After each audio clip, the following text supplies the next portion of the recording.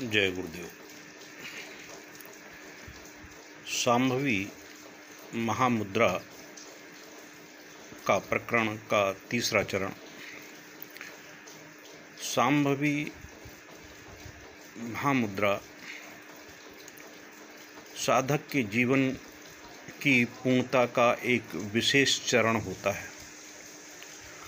जब कोई साधक सक्षम गुरु के सानिध्य में अपने जीवन की उत्तरोत्तर वृद्धि के लिए संलग्न होता है तो गुरु सर्वप्रथम उसे द्विज संस्कारित करते हुए शांभवी दीक्षा से दीक्षित कर शांभवी महामुद्राओं से उसे परिचित कराते हुए योग की उन प्रक्रियाओं को ध्यान, धारणा, समाधि के माध्यम से उसे वह बोध कराता है जिसके माध्यम से वह साधारण मानव से एक महामानव के रूप में परिवर्तित होना प्रारंभ कर देता है। क्योंकि शांभवी महामुद्रा के माध्यम से एक साधारण से साधारण व्यक्ति की जो मनः संकल्प शक्ति है, चिंता शक्ति है, विचार शक्ति है, चेतना शक्ति है, वह कम से कम 250 गुना तेजी से कार्य करते हुए उसके शरीर को परिवर्तित करने की सामर्थ्य रखती है। यह शांभवी मुद्रा साधक की मस्तिष्क की क्रियाशीलता को इतनी तीव्रता के साथ में बढ़ाती है कि उसके अंदर बहुत सा परिवर्तन होना शुरू हो जाता है।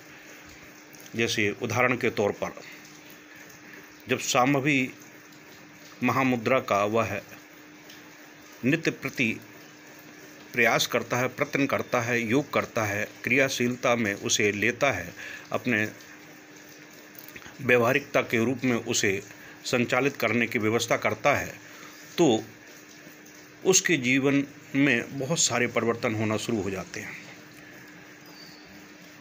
शांभवी महामुद्रा का जो विशेष प्रकरण है वह है कि साधक के शरीर में पहले शुद्धता होना अति आवश्यक है।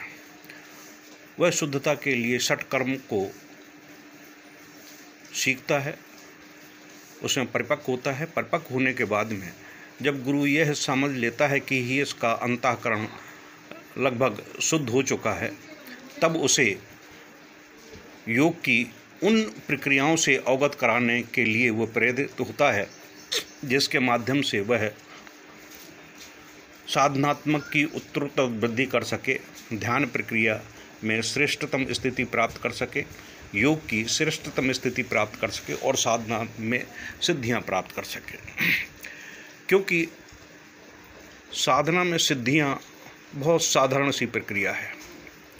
किसी भी देवी देवता से सानिध्य प्राप्त करना, उससे सहचर्य प्राप्त करना एक साधक के लिए बहुत साधारण सी प्रक्रिया है। जिस प्रकार से एक साधारण व्यक्ति किसी देश के प्रधानमंत्री से सीधे मुलाकात नहीं कर सकता है, यदि उसे ऐसा सक्षम व्यक्ति मिल जाए जो प्रधानमंत्री को भी जानता हो और उस व्यक्ति को भी जानता हो जो प्रधानमंत्री से मिलना चाहता है, तो वह केवल एक संकेत मात्र दे देगा कि मैं फला व्यक्ति को भेज रहा हूँ, प्रधानमंत्री जी आप इससे मुलाकात कर लेना, इसकी जो व्यवस्थाएं हैं वो पूरी कर देना। तो मात्र इशारे से ही वह कार्य संपादित हो जाता है। मेरा कहने का तात्पर्य यह है कि यदि गुरु सक्षम है, सिद्धस्थ है और उस क्रिया में परिपक्व है, क्योंकि गुरु के सामने ब्रह्मांड की सभी शक्तियाँ हाथ जोड़े खड़ी रहती हैं क्रियान्वित करने के लिए, और जो भी साधक उनके शरणागत होता है, उसके हृदयंगम हो जाता है, उसके अंगीभूत हो जाता है, तो गुरु की एक कृपा दृष्टि मात्र से ही शक्तियाँ उसके कार्य को संपादित करने के लिए संलग्न हो जाती हैं।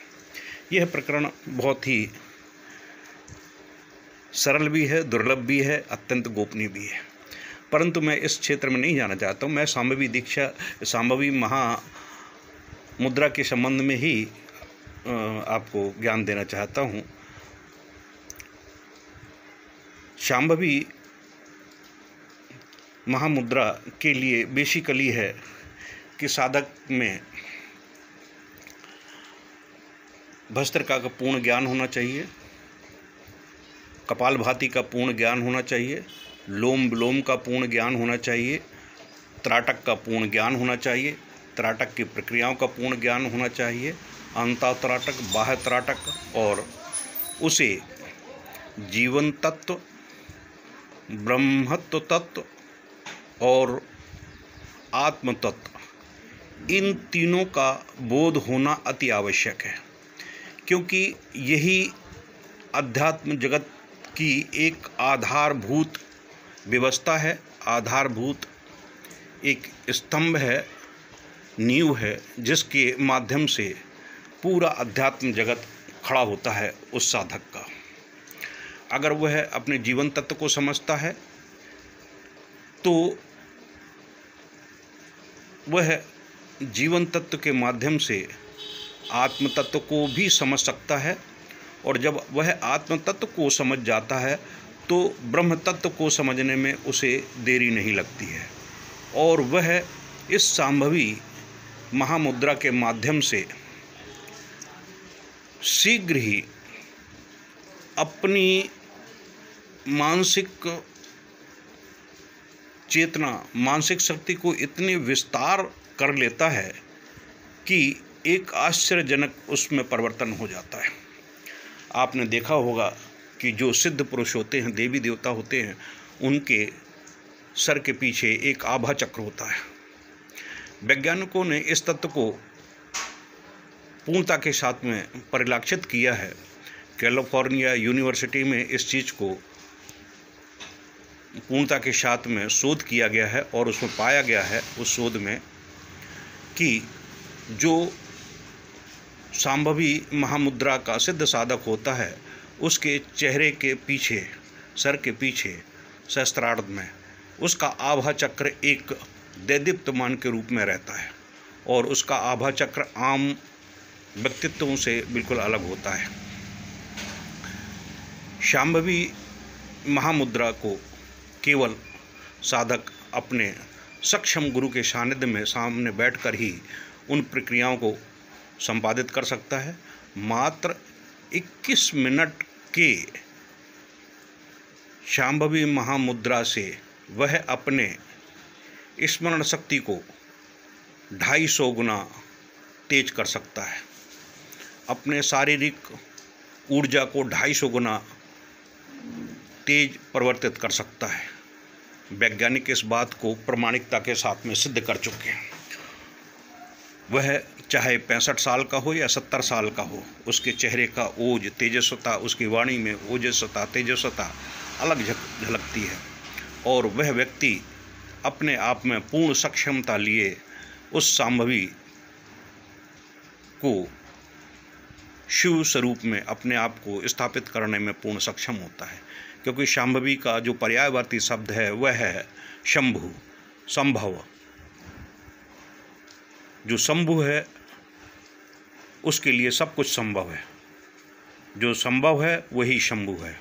जो संभव कर सकता है वो शंभु को प्राप्त कर सकता है। क्योंकि अध्यात्म जगत में साधक के जो